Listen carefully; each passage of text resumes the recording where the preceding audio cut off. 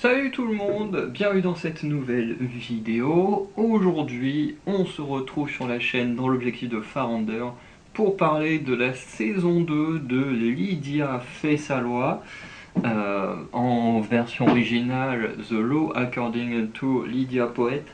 Voilà, donc il n'y avait pas eu de review de la saison 1 l'année dernière, puisque j'ai été tombé dessus un peu par hasard en fin d'année.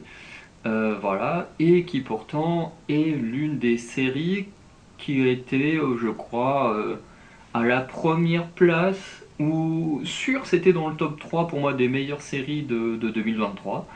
Voilà, donc la saison 2 est sortie récemment. Voilà, je l'ai vue il y a quelques jours, au moment où j'enregistre.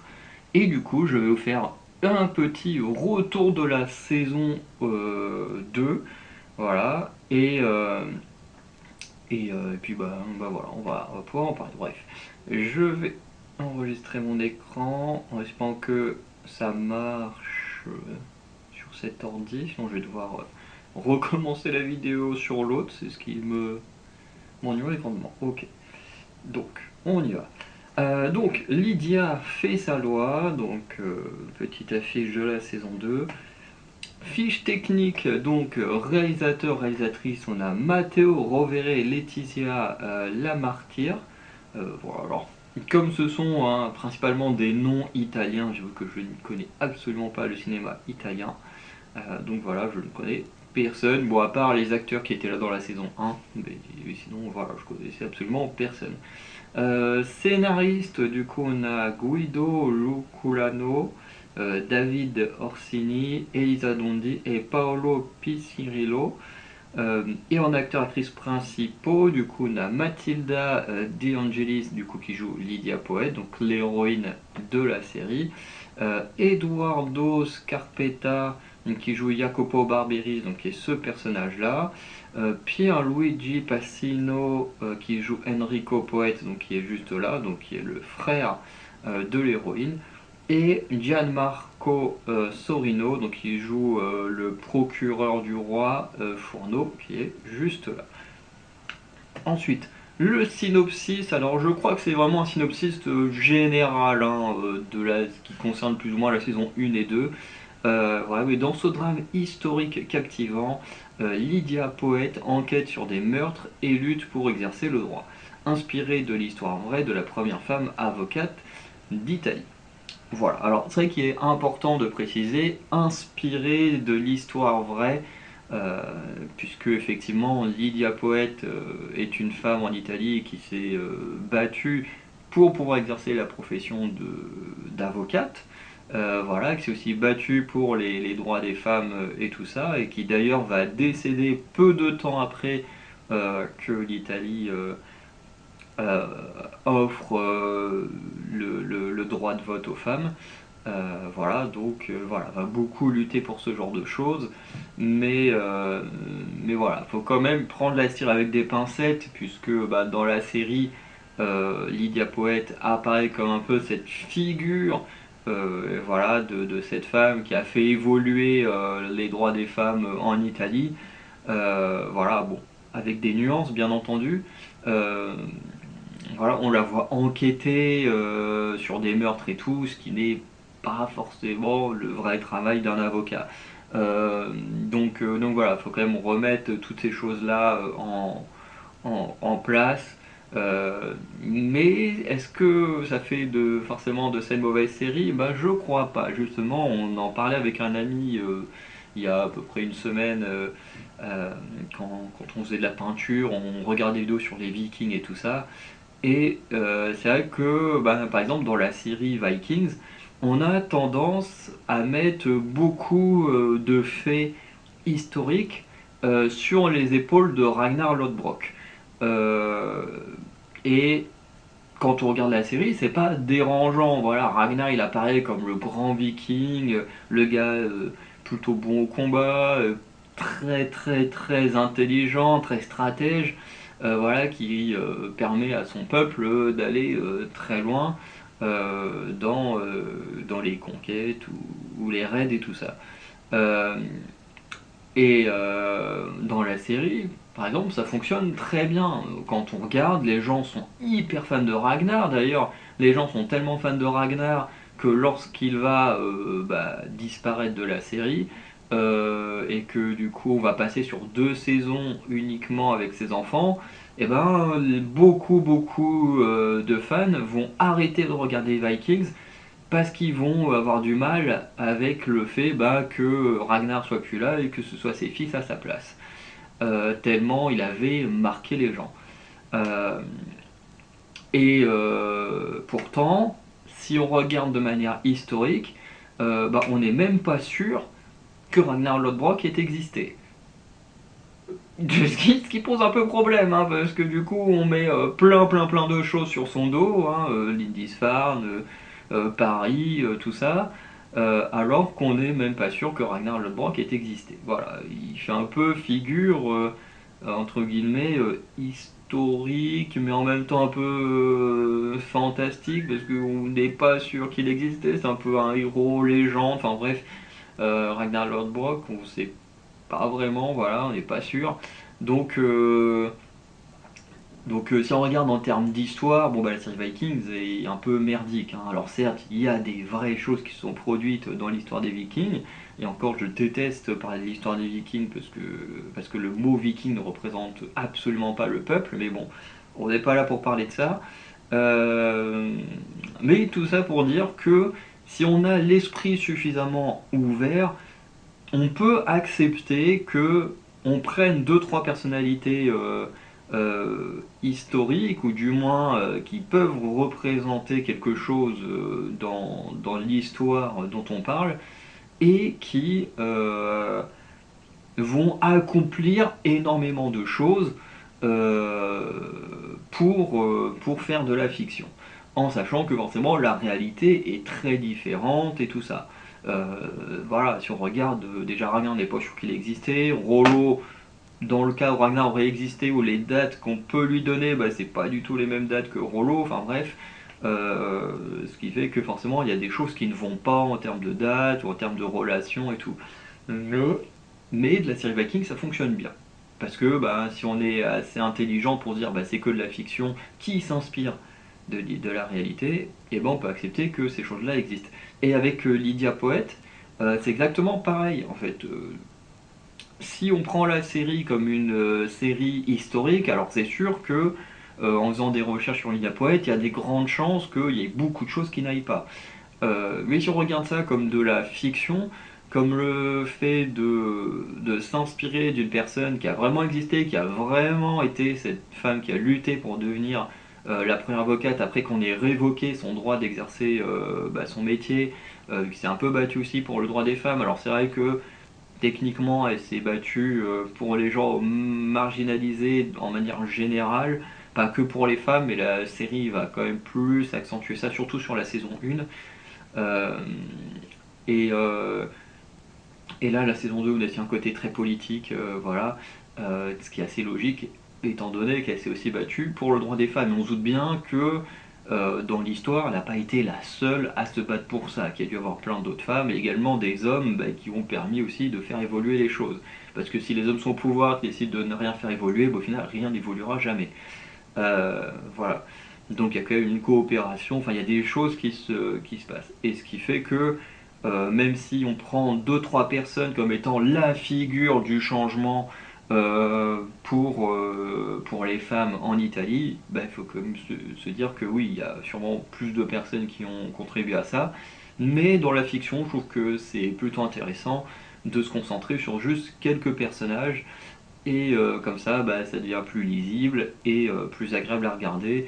Et en même temps, je pense que Lydia Poète en Italie, c'est pas non plus n'importe qui pour la contribution qu'elle aura pu apporter, quoi.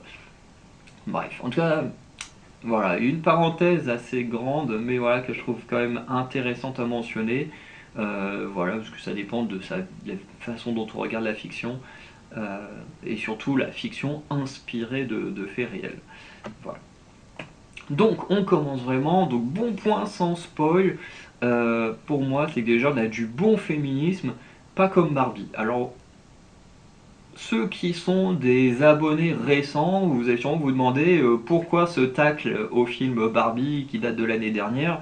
Bah, c'est tout simplement que l'année dernière, il y avait la saison 1 de Lydia fait sa loi, ainsi que le film Barbie, et que pour moi, bah, Barbie était l'un des pires films de l'année en termes de ce qu'il raconte, là où Lydia Poète était l'une des meilleures séries dans le même genre, les deux ayant un côté très féministe, mais l'un étant plus intelligent que l'autre. Dans le sens où Barbie, euh, quand il réfléchit, il y a quand même des choses qui vont pas. J'ai même presque envie de dire que des fois on frôle la misandrie dans son propos. Parce que on veut te faire du féminisme, qui est quand même censé être un mouvement qui permet aux femmes d'être égales aux hommes, ce qui est tout à fait normal. Mais dans Barbie, c'est pas ça qu'on nous raconte. Dans Barbie, on nous raconte que bah voilà, la société parfaite, c'est une société où il y a quasiment que des femmes, surtout des femmes qui commandent et des hommes qui sont bah, clairement en dessous des femmes. Donc là, déjà, on n'est plus vraiment dans du féminisme, mais on est vraiment dans de la réflexion de misandre, hein. Voilà, en plus dans Barbie, tous les hommes sont cons ou méchants. Voilà, ou t'en as qu'un seul, je crois, qui est du côté de Barbie, mais qui passe pour un gros traître parce qu'il finit par trahir les autres hommes, donc au final, il représente pas non plus des valeurs les plus nobles. Voilà, Barbie, tu te dis, ok, en fait, si vous vous étiez dit, ok, le monde de Barbie, c'est un monde égalitaire où les hommes et les femmes, ils vivent en coopération, ils vivent tous à égalité et tout, tu te dirais, ouais, ok, c'est du bon féminisme. Sauf que non, dans Barbie, c'est clairement, voilà, le monde il est parfait quand c'est les femmes qui commandent, que les femmes sont parfaites. Et en plus, le pire dans tout ça, c'est que les femmes sont au-dessus des hommes dans le monde de Barbie, et dès que les hommes essayent de s'émanciper, eh ben ils paraissent pour des grosses ordures et tout ça. Mais quand les femmes le refont après, bah, elles passent pour des héroïnes. Et là, tu te dis, ouais, ok, en fait, il y a vraiment un truc qui va pas dans le mode de pensée de Greta Gerwig, parce que bah, c'est que ce soit les hommes ou les femmes qui essayent de prendre le dessus sur l'autre sexe, bah en fait, ce sont tous des enfoirés, quoi. Le but, c'est quand même censé de vivre en harmonie, au même stade, au même niveau, pas qu'il y en ait un au-dessus de l'autre. Voilà, donc déjà ça marche pas. Et même dans le film, quand t'as certains moments où on est carrément en train de te dire, bah alors ça chez la femme, faut surtout pas l'accepter. Ça chez la femme, faut le cacher. Ça chez la femme, faut. Moi personnellement, ça m'avait choqué qu'un film écrit sur les femmes, enfin écrit par une femme, réalisé par une femme, qui est censé mettre en avant les femmes et qui te dit, mais alors ces femmes-là, tac tac tac, ceux-là, faut surtout pas les montrer, faut surtout pas montrer ça sur le corps des femmes. Je me dis, mais what, c'est quand même censé être un film qui met en avant la femme et t'as quand même ces trucs où tu vas tacler d'autres femmes. Enfin, je me dis, what. Ok, et c'est ça qu'on a tendance à surévaluer. Enfin, je me dis, c'est un truc de fou. Et, euh, et là où je trouve que Lydia Poète est plus intelligent, c'est que déjà, on choisit une personnalité politique, enfin, une personnalité historique qui a vraiment existé, une personnalité qui s'est vraiment battue pour les femmes. Alors elle s'est pas battue que pour les femmes, la vraie Lydia Poète, elle s'est aussi battue pour la plupart des gens marginalisés, qu'elle a tenté d'aider, je pense, au mieux dans sa vie. Mais effectivement, elle s'est aussi battue pour les femmes, pour ce fameux droit de vote que les femmes obtiendront en Italie quelques années avant sa mort. Voilà, elle s'est aussi battue pour que son diplôme et être reconnue en tant qu'avocate. Voilà, ce qui va quand même durer très longtemps entre le moment où elle aura son diplôme, où elle sera révoquée de l'ordre des avocats, et le moment où elle deviendra officiellement la première avocate d'Italie. Donc voilà, c'est quand même une femme voilà, qui s'est battue dans un monde très masculin, dans un monde où il y a un métier où les femmes n'étaient pas du tout acceptées. Et du coup, bah, comme dans la série, elle va entre guillemets, se servir de son frère qui lui exerçait pour exercer également un peu en tant qu'assistante. Voilà, mais qui lui permettra quand même de rester proche du métier. Et du coup, on a une personnalité qui existe, c'est vraiment battu, et dans la série on va pousser ça encore un peu plus loin, voilà, mais avec de la coopération avec les hommes.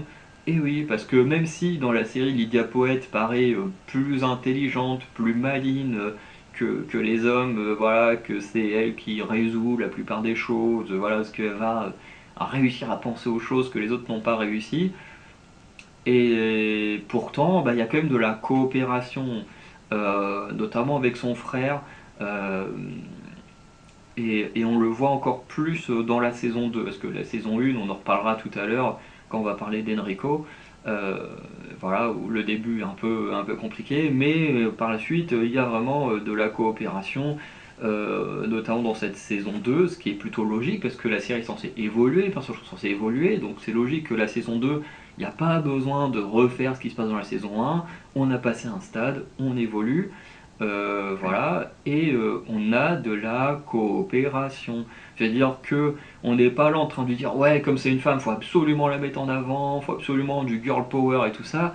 Non, on est réaliste avec l'époque dans laquelle s'installe le film, dans le pays aussi, et voilà, les femmes avaient pas autant de pouvoir qu'aujourd'hui dans l'époque où on est, donc on n'a pas besoin de remettre ce qui se passe aujourd'hui à l'époque.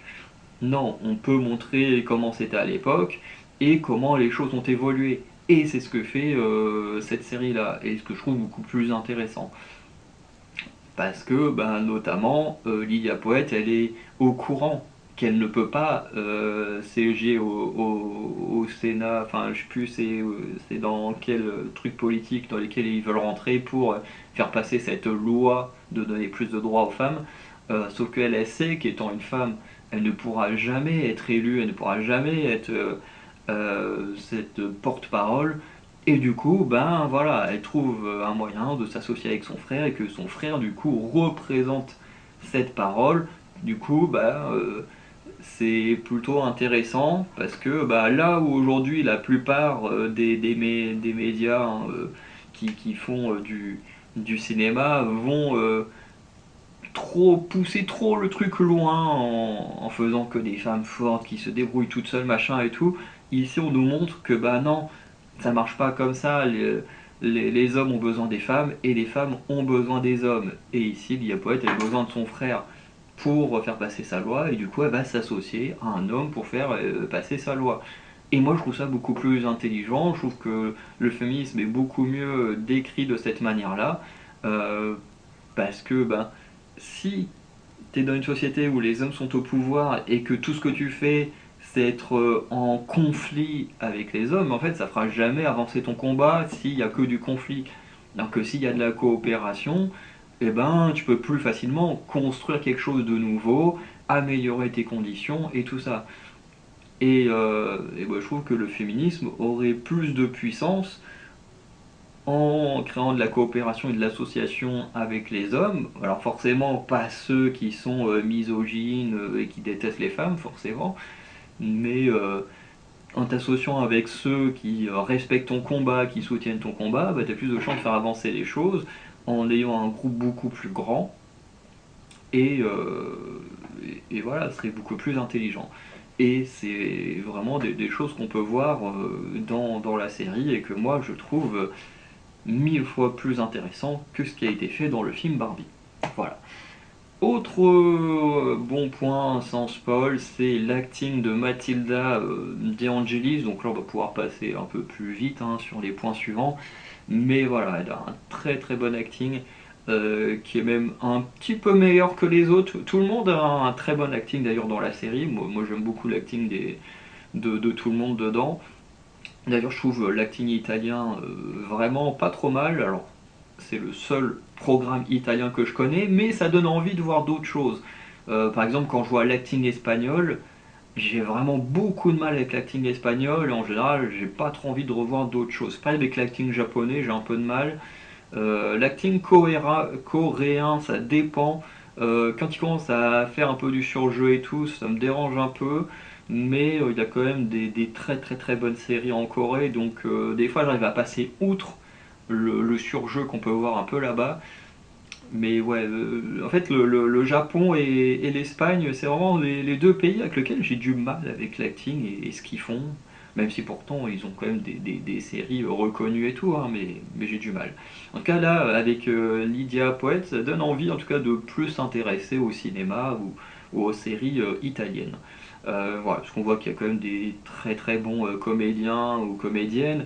Il y avait aussi un film, je sais plus comment il s'appelle, je crois qu'il était un film d'horreur dont l'actrice principale était italienne et c'était une très très bonne actrice. Donc vraiment, l'Italie, ils ont quand même voilà, du beau monde. Voilà, parce que je pense à Narnia où il y avait aussi des acteurs italiens et tout qui étaient très bons. Je crois dans Narnia et le Prince Caspian, parmi des personnages secondaires et tout. Enfin bref. Euh, voilà, on peut s'arrêter là parce que je vais pas faire le listing de tous les gens là auxquels je pense qui viennent d'Italie que j'ai pu voir parce que dans le monde du catch ou des trucs comme ça, il y a beaucoup d'acting, il y a des Italiens qu'on a pu voir il y a très longtemps. Bref. Mais en tout cas, Matilda De Angelis, très très bonne actrice. Franchement, elle est géniale dans son rôle. Elle est très expressive, mais sans être forcément dans du surjeu, et ça, je trouve ça très cool, parce que bah, vous le savez, le surjeu, c'est un truc avec lequel j'ai beaucoup de mal, et qui fait que j'ai du mal avec des films de légende du cinéma, notamment comme Jim Carrey, voilà, quelqu'un que je respecte énormément pour sa carrière, dont j'aime beaucoup certains films, hein, comme The Mask, Truman Show, des films comme ça, mais malheureusement, le surjeu fait que, ben, voilà, j'aurais je l'aimerais toujours moins que des acteurs qui n'en feront pas. Mais en même temps, voilà, c'est son style et c'est comme ça. Mais, euh, mais voilà, en tout cas, c'est une série où tout le monde joue très bien, où l'héroïne, forcément qu'on voit le plus, joue extrêmement bien aussi.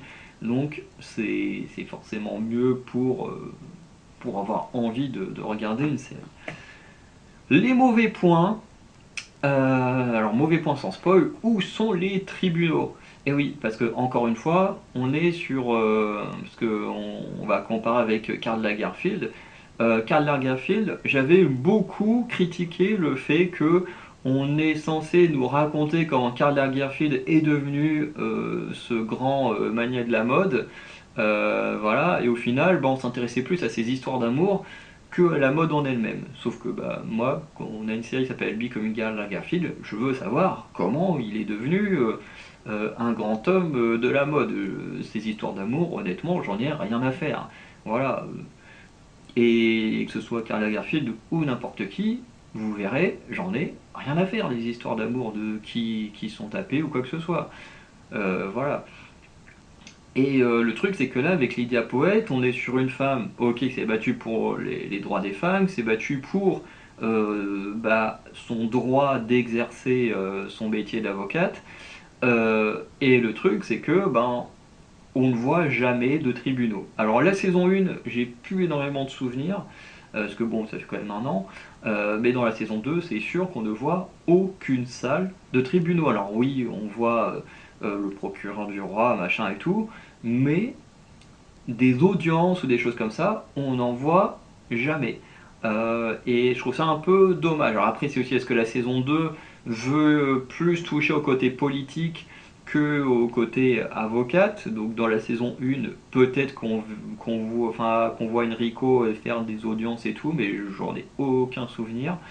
Euh, que là, dans la saison 2, on s'est plus attaché au côté politique que au côté, entre guillemets, vouloir récupérer son métier d'avocate.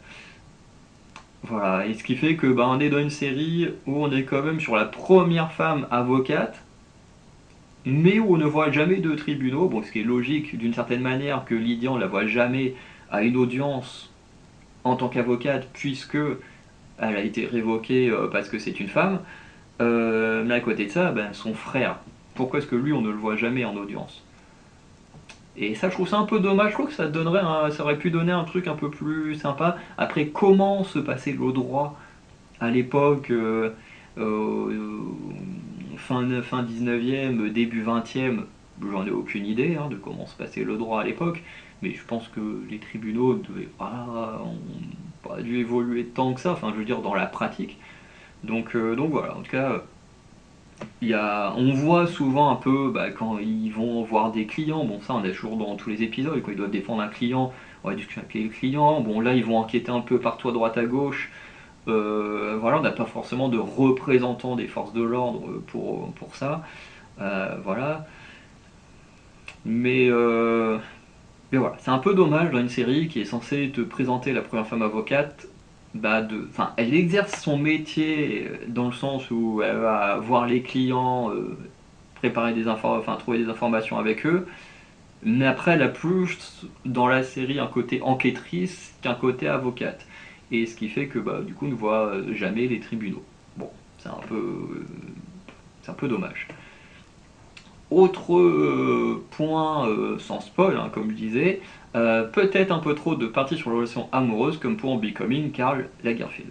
Voilà, comme j'ai dit, hein, dans Karl Lagerfeld, voir un peu trop de relations amoureuses, ça me faisait chier. Et même ce qui me faisait peut-être un peu plus chier dans Becoming Lagerfeld, c'est que même par moments, Karl Lagerfeld passait en personnage secondaire. On s'intéressait plus à son mec qu'à lui-même. Alors que la série encore s'appelait Karl Lagerfeld. Et des fois, on avait limite rien à foutre de Karl Lagerfeld, c'était très bizarre.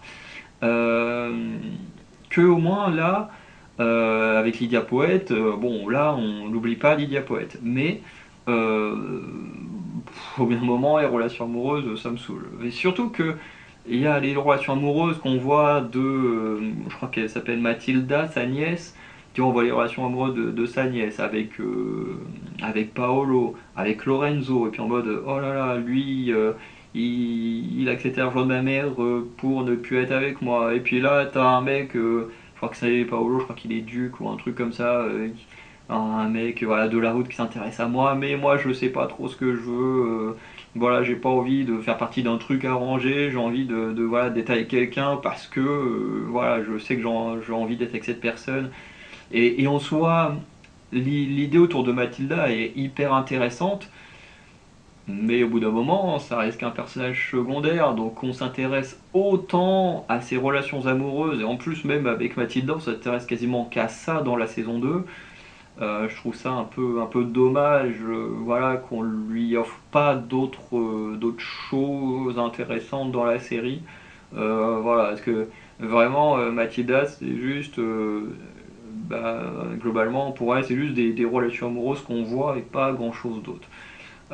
Et pareil pour Lydia. Lydia, au bout d'un moment, les relations amoureuses, c'est chiant, quoi. Parce que un coup c'est oh Jacopo machin, un coup c'est oh Fourneau machin. Et puis t'as une sorte de triangle amoureux, voilà, qui prend peut-être un peu trop de place selon moi, parce que les épisodes ils font environ 50 minutes.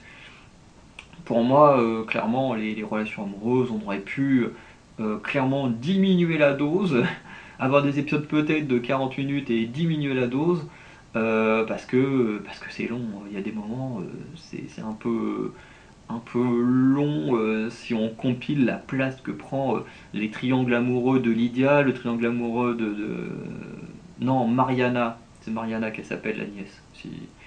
Oh, c'est un truc comme ça. Mais je crois que c'est quand même plus Mariana. Mais bref, on prend beaucoup trop de temps pour les triangles amoureux et je trouve que c'est pas forcément essentiel. Je trouve que pour Mariana, ça raconte quelque chose d'intéressant parce que il y a ce côté où c'est une fille qui a été élevée dans un foyer où c'est l'homme qui commande, voilà, mais qui a un peu envie de s'anticiper de tout ça, de pouvoir penser par elle-même, de pouvoir faire les choses par elle-même, voilà, et qui va pouvoir le faire. Euh, du coup, c'est plutôt intéressant dans son cas à elle. Dans le cas de Lydia, je trouve que c'est moins intéressant le triangle amoureux, parce que c'est vraiment, voilà, je suis amoureux de machin, mais on peut pas être ensemble, donc je commence à aller voir ailleurs. Et puis oui, mais en fait, l'autre, il me plaît toujours. Et bref, le triangle amoureux est un peu chiant. S'ils font une saison 3, techniquement, il devrait plus y avoir de triangle amoureux. On verra ce qu'ils feront s'il y a une saison 3. Mais voilà, j'avoue que comparé à la saison 1, où il y avait quasiment que l'histoire avec Jacopo, donc bon, ça allait, jusqu'à ce que, bon, voilà, il se passe des trucs pas cool avec. Mais là, dans la saison 2, Bon, je trouve que au bout d'un moment, c'est lourd le triangle amoureux. Voilà. Donc, on va passer en partie spoil.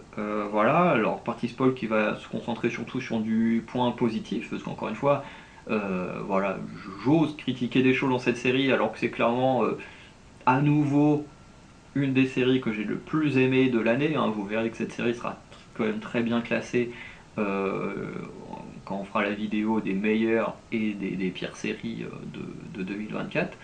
Mais bon, bah, faut quand même avouer qu'une série ou un film, même si on les aime énormément, ils ont des défauts. Même mon film préféré, qui est Le Seigneur des Anneaux, j'arrive à trouver des trucs qui vont pas. Bon, des trucs en tout cas, moi qui m'agacent, qui s'appellent juste Arwen, voilà. C'est peut-être un des rares trucs qui me saoule quand je regarde Le Seigneur des Anneaux en version longue, en plus elle est encore plus présente. À chaque fois je me dis putain, je me fais chier quoi, elle est là. À part quand il récupère Frodon et puis qu'il y a la course avec les cavaliers là. Mais en dehors de ça, à chaque fois elle me fait chier quand je la vois.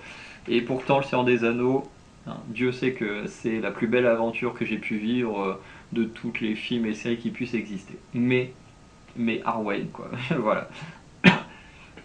Donc, voilà, quand même. Donc, pour ceux qui ne veulent pas être spoilés, même si pour une fois le spoil considère qu'on. Bah non, quoique pour le. Non, le robot sauvage, je crois qu'il n'y avait pas de partie spoil. Mais c'était quand même quasiment que du positif. Mais voilà. Donc, pour ceux qui ne veulent pas être spoilés, du coup, je vous conseille de regarder Lydia Poète, que ce soit la saison 1 et 2. C'est vraiment très très cool. Encore une fois, faut regarder cette série en restant l'esprit ouvert au fait que ce soit inspiré d'un personnage historique, mais que ce ne soit pas réellement une série historique. Il faut vraiment, quand on regarde ce genre de film ou série, prendre ça en compte. Voilà. Et ça reste quand même très très bien si on aime bien un vrai truc féministe. Voilà. Et en plus de ça, qu'on aime bien un peu des séries d'enquête ou quoi que ce soit, c'est vraiment très très cool. D'ailleurs, dans le même genre, il y a The Alienist qui est incroyable. Voilà, pour moi, The Alienist, c'est une de mes séries préférées. Et voilà, qui a un peu ce même côté, hein, bon, qui est totalement fictif, par contre, The Alienist. Et voilà, où tu as cet homme qui travaille avec des gens comme lui, des aliénés, des personnes, donc aujourd'hui on appellerait des gens en situation de handicap, tout simplement, voilà, qui ont plus quand même des handicaps liés au cerveau et tout, et qui du coup avec un journaliste et une femme policière vont enquêter voilà, sur des meurtres, sauf que là, du coup dans les aliénistes, en général c'est quand même une grosse trame sur laquelle ils enquêtent pour chacune des deux saisons. Euh, et c'est vraiment très très cool. Puis il y a aussi ce côté quand même assez féministe où on est quand même encore, comme on est dans le passé, on a quand même une société très masculine et tout. Tu as ce personnage de Dakota Fanning qui, dans la série, est la première femme à travailler pour la police et tout. Donc il doit évoluer d'un milieu d'hommes sans se laisser faire. Et encore une fois, on n'est pas là en train de la montrer hyper badass. C'est forcément voilà, la femme puissante et tout, non, elle est quand même dans un milieu dangereux pour elle. Des fois, elle est à sa place, des fois, quand même, voilà, se dire, voilà, même si je suis une femme, je vais quand même essayer de m'imposer et tout. Et je trouve que ce genre de séries font plus de bien au féminisme que des films comme Barbie. Voilà, encore une fois, voilà, je reconnais quand même que le film, hein, visuellement, il y avait des très belles choses dans la réalisation, mais que le reste était quand même plutôt à rejeter. Euh,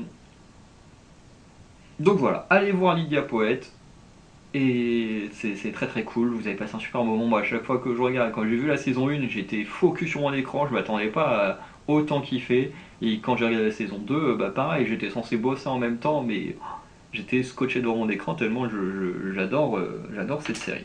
Voilà. Donc, je vous souhaite une bonne journée, une bonne soirée, je vous dis à très bientôt. Et pour ceux qui ont vu la saison 2 de Lydia fait sa loi ou qui n'ont pas peur d'être spoilés, on va pouvoir passer à la suite. Donc, bon point avec spoil, c'est l'évolution d'Enrico Poète depuis la saison 1. Effectivement, on a un personnage ici qui évolue d'une très très belle manière, puisque dans la saison 1, Enrico c'est un personnage qui est un homme de son époque, hein, donc un homme, voilà, c'est ceux qui ont le plus de pouvoir, du pouvoir sur les femmes, à qui on est censé, entre guillemets, obéir, hein, voilà, et du coup Enrico, c'est ce personnage à droite, du coup qui est avocat. Il y a sa sœur, du coup Lydia, qui va arriver chez lui, voilà, qui ne peut pas exercer le droit.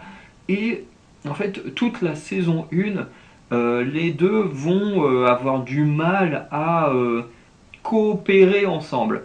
Euh, Ce qui veut dire que dans la saison 1, Lydia veut quand même rester travailler dans le monde du droit, elle veut s'imposer, elle refuse qu'on ait pu la révoquer de cette manière-là. Et le truc, c'est que quand même, elle doit trouver un moyen de l'exercer sans pouvoir l'exercer, quoi, son métier. Et pour ça, du coup, elle décide d'être sous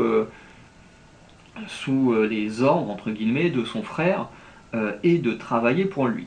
Sauf que dans la saison 1, très souvent, elle fait des choses en sous-main. C'est-à-dire que, bon, voilà, elle va avoir des victimes, elle fait oui, mais mon frère, machin, et puis du coup, son frère se trouve avec une enquête sur le dos, enfin, et un truc sur une histoire, enfin, un dossier sur le dos, alors que, bon, il n'a pas donné son accord forcément, des choses comme ça. Donc, il y a dans la saison 1 quand même une relation qui est quand même très conflictuelle, jusqu'à ce que l'on arrive à un consensus et que les deux finissent vraiment par bien s'entendre et tout ça. Dans la saison 2, le personnage, du coup, comme je disais plus tôt, on revient pas sur la saison 1, enfin sur l'état dont il était en saison 1. Voilà, on a vraiment un personnage qui évolue, puisque dans la saison 2, le personnage d'Enrico euh, est beaucoup plus ouvert sur l'évolution de la condition de la femme. Là où au début de la saison 1, il aurait été totalement contre, il aurait été comme les autres hommes, à être non, les femmes, voilà, elles sont à leur place dans le foyer, et puis voilà, elles n'ont pas besoin d'être avocates ou ce genre de choses. Mais le personnage a tellement évolué que dans la saison 2, il en est plus là. Il est prêt à se battre pour les droits des femmes. Même si, dans ce fait de. Alors je sais plus, c'est vraiment le Sénat ou ce genre d'institution, où au début il veut pas spécialement en faire partie. Parce que lui, son rêve c'est d'être avocat, il veut pas forcément faire de la politique, il veut juste être avocat. Mais dans la série, il décide quand même d'accepter ce rôle à la place de sa sœur, puisque sa sœur ne pourra jamais obtenir ce rôle étant une femme. Donc il accepte d'avoir ce rôle, de défendre les droits des femmes, notamment il y a sa femme qui va avoir un beau discours en disant bah oui mais moi j'ai pas envie que ma fille grandisse dans un monde où elle n'a toujours aucun droit, que ses filles grandissent dans un monde où elles n'ont toujours aucun droit. Alors quand je dis aucun droit, bien sûr c'est exagéré, mais comparé aux hommes, globalement, elles n'avaient pas grand-chose. Et, euh, et du coup, voilà, il prend conscience qu'effectivement, il veut pas que sa descendance, globalement, ait une vie merdique, notamment les femmes qui naîtraient après sa fille. Et moi je trouve ça hyper intéressant, voilà, il évolue, il va même faire son discours qui est trop cool. Voilà, il va même finir par être euh, reconnu et élu hein, de mémoire à la fin de la saison 2. Donc voilà, c'est. Moi j'aime beaucoup cette évolution où on passe d'un homme entre guillemets typique italien de l'époque ou même juste européen, enfin je n'ai même pas dire envie de dire européen, j'ai juste envie de dire humain de l'époque, hein, de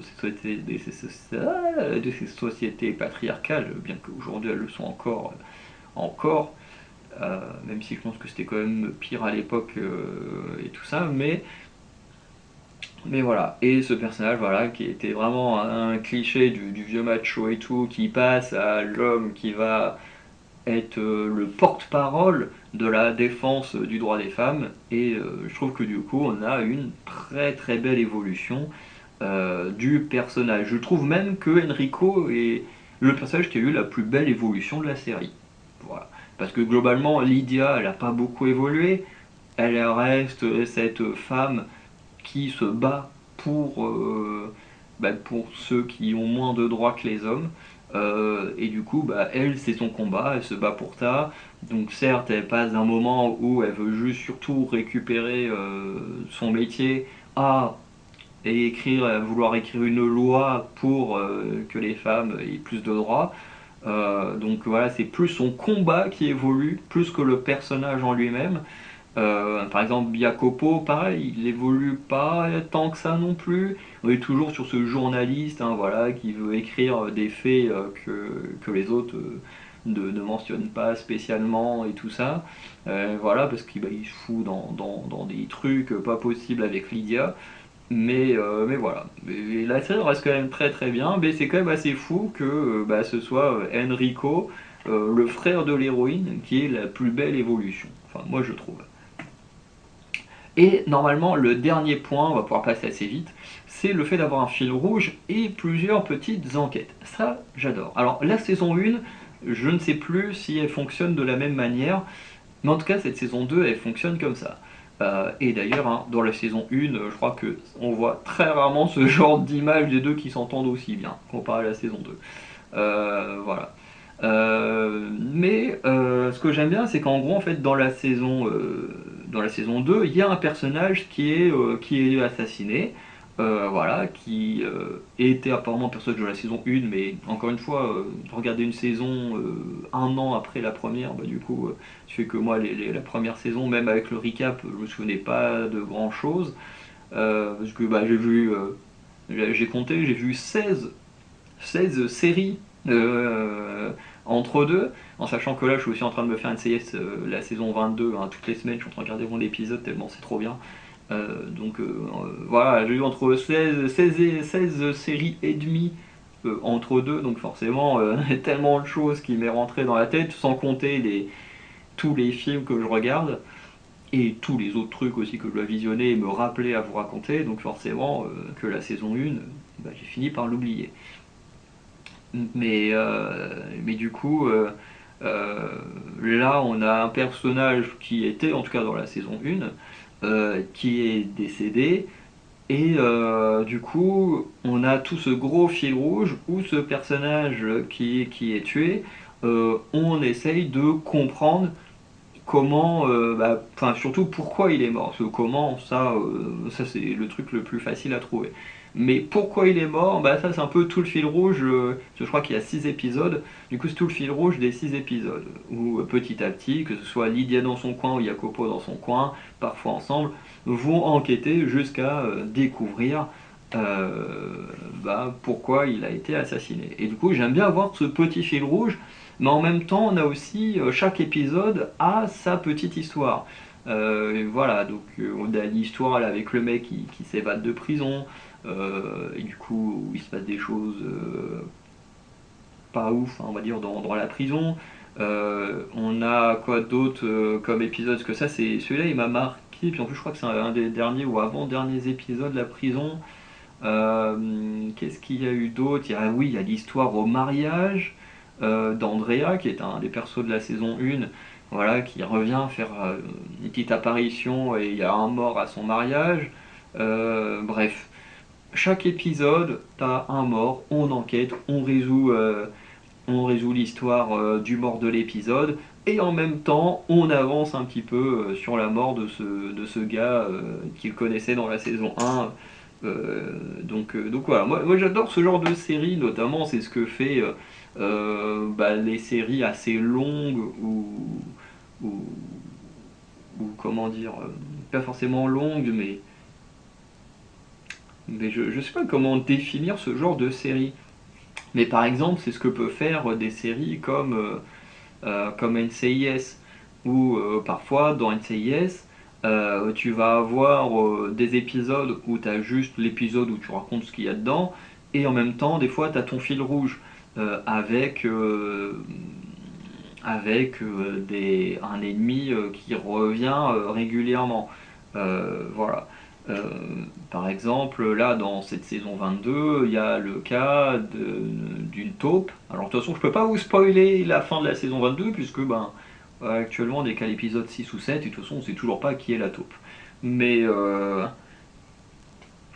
mais par exemple, on fonctionne pas mal là-dessus, c'est que on enquête, chaque épisode on a notre enquête, mais en même temps on te place toujours des petits trucs pour te dire, ben voilà, on n'oublie pas que dans les épisodes, quand dans l'épisode 1 on a dit qu'il y avait une taupe, que la personne qu'on a arrêtée, ben il y a quelqu'un qui était encore au-dessus de lui, voilà, on soupçonne quelqu'un dès l'épisode 1, et on continue, puis ensuite, voilà, il y a des enquêtes à chaque épisode, mais en même temps, on nous dit, oubliez pas le truc de la taupe, machin. Donc voilà, je trouve que c'est quand même très cool. Et puis dans les spin-offs, c'est pareil, il y a quand même des épisodes qui sont liés, donc ils créent un petit fil rouge, même si entre deux, il y a aussi des enquêtes qui se rajoutent et tout.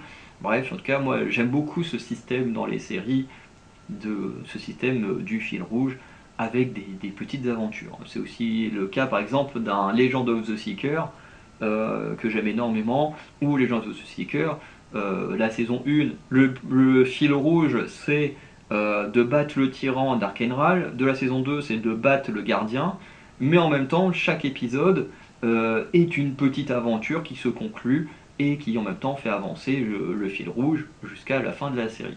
Moi je kiffe ce genre de narration. Donc forcément, quand on me donne ce genre de narration sur une série que j'avais déjà très bien aimée dans la saison 1, bah, je peux que encore plus apprécier ce système d'écriture.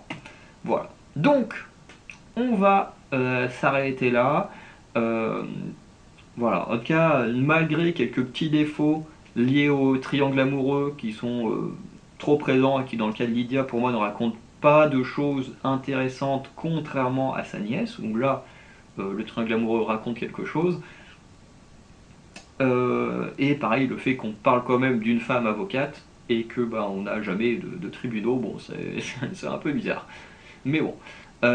Sinon, dans le reste du temps, on passe un super moment devant cette série parce qu'elle est vraiment très très bien. Et c'est pas le genre de série ou de film à la con qui, comme aujourd'hui, dès qu'on te met une femme héroïne, et ben on est juste là à taper sur les hommes. Voilà, même si j'ai vu encore pire que Barbie, hein, parce que je vois beaucoup de Barbie parce que je sais que Barbie a été vue par énormément de gens, donc je pense que c'est plus marquant de parler de Barbie, mais j'ai vu des films qui étaient encore pires que Barbie dans leurs propos, dans cette relation homme-femme. Hein, voilà. Donc soyez rassurés, il y a pire que Barbie pour les fans de Barbie. Bref. Et non, non, c'est vraiment très cool avec un bon message. Pour moi, c'est vraiment une excellente série. Et je peux que conseiller ceux qui ne la connaissent pas de la regarder s'il y en a qui en avaient rien à faire du spoil. Parce que moi, souvent, quand je regarde des vidéos, quand je sais que je vais pas regarder, c'est un peu con à dire, mais quand je sais que je vais pas regarder le film ou la série, en fait, je m'en fous d'être spoilé parce que je me dis de toute façon, je vais pas regarder, ou alors je regarderai dans quelques années, machin, donc je m'en fous. Par contre, effectivement, comme là, en ce moment, je regarde des reviews de The Substance, je sais que je vais regarder, donc là, j'évite de regarder les spoils. Mais quand je sais que je vais pas regarder tout spoiler, par exemple là j'ai regardé pas mal de vidéos sur Gladiator 2, bon, il y a plus de chances que je le regarde pas, donc j'en ai un peu rien à faire d'être spoilé de ce film là. Donc voilà. Donc je sais pas comment vous fonctionnez, mais en tout cas moi je sais que je fonctionne comme ça, voilà. S'il y en a qui sont arrivés jusque là qui n'avaient pas vu, ben, allez voir. Et les autres, n'hésitez pas à me mettre en commentaire ce que vous en avez pensé. En tout cas je suis content que cette fois mon ordi est tenu. Je le partage, enfin l'enregistrement de l'écran, parce que pour ceux qui ont vu la vidéo du planning 2025, hein, vous avez vu dans l'intro, j'avais dû le faire 3 fois, juste parce que à 2 reprises le truc il voulait pas, donc en fait une petite mise à jour, ça lui a fait du bien. Donc content que ça marche. Sinon, qu'est-ce que je peux vous dire d'autre? Ben, likez, abonnez-vous, mettez votre petit commentaire de ce que vous avez pensé de cette série pour ceux qui la connaissent. En plus, en ce moment, elle est top 7, je crois. Elle était top 8 quand je regardais la série. Là, en voulant regarder autre chose, j'ai vu qu'elle était passée top 7 des films, enfin des séries les plus regardées en France en ce moment. Donc, je suis très content. Donc voilà. Si vous en faites partie de ceux qui l'ont placé jusque dans le top 7 des séries françaises, enfin en France, du Netflix France. Bref, n'hésitez pas à me dire ce que vous en pensez. Sinon, bah, n'hésitez pas, si vous voulez soutenir nos projets, améliorer la qualité de nos projets, à laisser un petit don sur Tipeee. Il y a le lien en description. Et sinon, je vous souhaite une journée, bonne soirée. On se retrouve très bientôt pour de nouvelles vidéos. Voilà. pas mal de nouveaux films que j'ai programmés. Il y en a un que je vais aller voir très bientôt qui s'appelle Flow, que j'ai très hâte de voir, en plus qui est un film d'Europe de l'Est, un film d'animation d'Europe de l'Est, j'ai très hâte de voir ça. Euh, donc voilà, encore pas mal de petites choses à sortir, plus les trucs sur NCIS, Arcane. Arcane, je vais attendre que tous les épisodes soient sortis pour en parler, voilà. Et il y aura aussi au moins Squid Game. Il faut aussi que je regarde Murder Party avec Tiffen Davio. Donc il y a encore pas mal de petites choses à regarder et à vous sortir pour la fin d'année. Voilà. Donc, passez une bonne soirée, je vous dis à très bientôt. Et voilà, vous ne serez pas en manque de vidéos contrairement à d'autres chaînes. Voilà, ciao tout le monde.